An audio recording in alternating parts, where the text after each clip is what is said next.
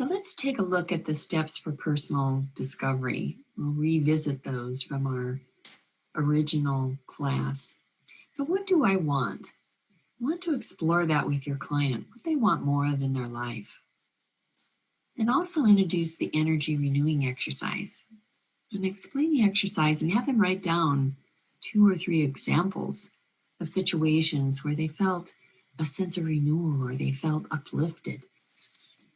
And after they've come up with a couple situations, point out the emotions and attitudes they identified. These are typically what people want more of in their lives. And they're really based on qualities of the heart. Renewal often comes from experiencing the emotions and attitudes we want more of in our lives, which also adds energy to our inner battery and helps us build resilience.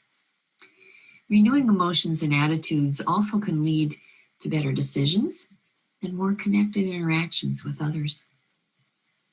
And let them know that you'll be introducing techniques that can help them start the process of having more of what they truly want.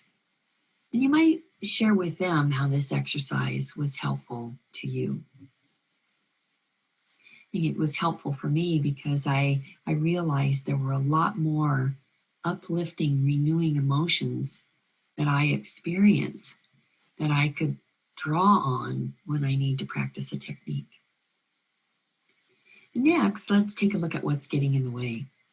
One way to create more of what you want is to identify what is getting in the way. And what often gets in the way is how you react mentally and emotionally to stressors that drain your energy and deplete your resilience. Briefly explain the stress, resilience, and performance diagram. And this is optional, but I think it's a real powerful diagram. And the explanation for it is on the handout for this class so that you can become really familiar with it. Also introduce and explain the energy draining exercise. This exercise is very important. Have them write down 2 or 3 examples of situations or issues to help them uncover what gets in the way and the depleting effect of that on their resilience. Encourage them to continue to gain more self-awareness about what drains their resilience and therefore what gets in the way of what they truly want. What I discovered was that there were all these little subtle drains. They weren't significant. I paid no attention to them most of the time. But when I started looking at it through the lens of looking at energy drains, I got to see them more clearly. And when I can see them more clearly, then I can do something about it, which is great. And it can be helpful making the distinction for your clients between stressor and stress. Stressors are the things, people, events, situations we say are stressing us. And we may have a few of those. What people typically experience as stress, however, are the reactions, the emotions in response to the stressor, such as feeling overwhelmed, anxious, frustrated, worried, or upset. Both of the exercises, the energy renewing and energy draining exercises, are important for them to make a part of their practice plan. These are also exercises to remind them not to rush through. I think it's really important to be really truly honest with ourselves about what we experience and to be able to shift ourselves from the left side of the grid to the right side of the grid. Once they've identified what they want and what gets in the way, what can I do is the next step. And thankfully, we have some techniques for them to be able to use. So explain that most important strength that the majority of people need to build is the capacity to regulate their emotions, attitudes, and behaviors. For example, how we respond.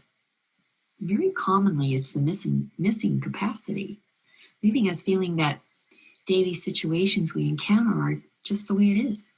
That's the way life is. The stress continues to accumulate, and what we genuinely want in life feels, boy, a long way off. Here's where we want to help people self-empower with a technique. giving them the ability to create a pause and to actually choose to respond differently and sometimes more appropriately. Actually, oftentimes more appropriately.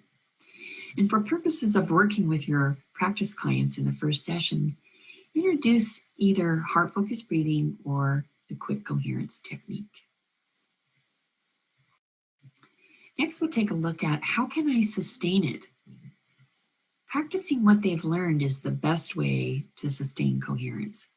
It's the consistent practice over time. Practice, practice, practice. The commitment to maintain their practice is what sustains coherence emotionally and physiologically. Sustaining coherence also gives them a choice to respond in a more effective way so they don't drain their inner battery and create more emotional turmoil. And this can help transform how they respond to situations that come up in the day-to-day. And they may find that sustaining their practice helps them maintain a sense of ease throughout the day, throughout the situations that occur that normally they might react to, so that they can have more of what they truly want. Yet, I do know from working with many clients that remembering to practice a technique is commonly the biggest stumbling block people encounter, especially at first. People are not used to having an effective tool to use on the go, right in the moment. So it takes creating a strategy to remember. And one of the most effective ways to remember to practice the technique is to encourage your client to integrate it into their daily routine. I find that helped me actually the most is to find something that I would never forget to do and add the practice at that time.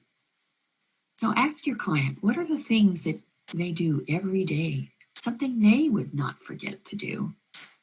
And doing so can remind them to practice a technique. Have your client identify 2 or 3 daily routines that will be their reminders. Be specific. They might think of things such as waking up, taking a shower, brushing their teeth, shaving, making coffee, driving in the car, as soon as the phone rings, during meetings or gatherings. I have a friend who decided, since he worked in a very huge long building and had to cross through a lot of different doors, that he would practice quick coherence every single time he opened and closed a door. He says, I got tons of practice, and which really helped him build his resilience and helped him not drain energy. So the next step to sustaining coherence is to encourage your client to continue expanding their awareness when they experience a stress reaction, and to make a genuine effort to practice a technique in that moment, right in the moment. Consistent moment-to-moment, day-to-day efforts can help them see changes in how they respond to life's events that reflect more of who they truly are. The other thing I notice a lot when people do commit to practicing is I'll hear them tell me their family starts to notice, their coworkers start to notice. They want to know, what are you doing? Something's different. So I remember my mom once saying to me, honey, I don't know what you're doing, but keep it up. I said, what do you mean, Mom? She says, you are one person who always cares about everybody else, and you always forgot yourself. And I see you adding self-care, and that makes a mom really happy. I thought it was kind of cool. So in closing the session, at the close of each one, have them develop a practice plan that works for them for the coming week or until your next session. You can use the practice plan provided and confirm what they will practice this coming week, and have them write down what it is that they're going to do so that it's specific. They have a greater chance of achieving their goal if they write it down. It's also good to write down successes.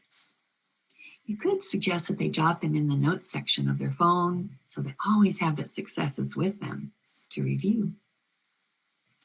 And I often offer to send them a text, probably once a week or something like that, so that it isn't too often, but as a reminder of something they told me. And remember that building capacity requires that we stretch ourselves beyond what is familiar and comfortable to us. It's important, however, to find a balance, too much and too little. You want to make sure that you have a balance there. It's just right for you. Otherwise, we won't do it.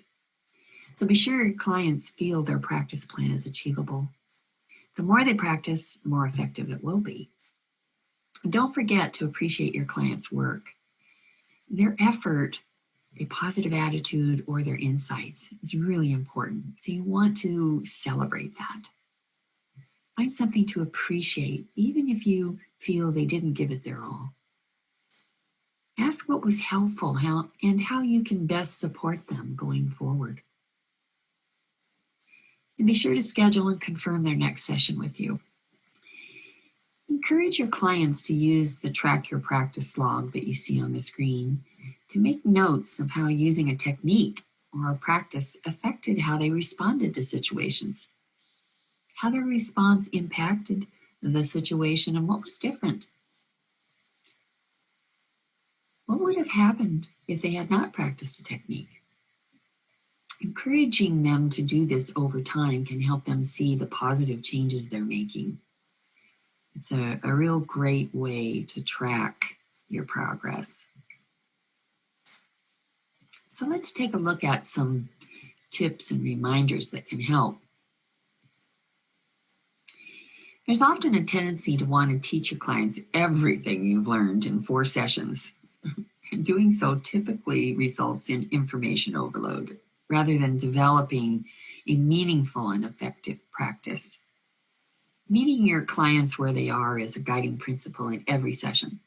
And that way, your clients' needs become the focal point rather than an agenda you may have to cover a new topic or introduce another technique. Most importantly, enjoy working with others. It's a lot of fun. It can be very rewarding witnessing people's insights, their discoveries, and the more effective ways they meet the challenges in their lives. And I think the wonderful thing about it that I experienced in working with clients is that they come to realize they did it themselves. I may have given them a technique, but I wasn't the one that did it. They did, which is very exciting because they know that the change was because of their efforts. So we'd like to introduce another coherence technique that is effective in creating a new, more coherent baseline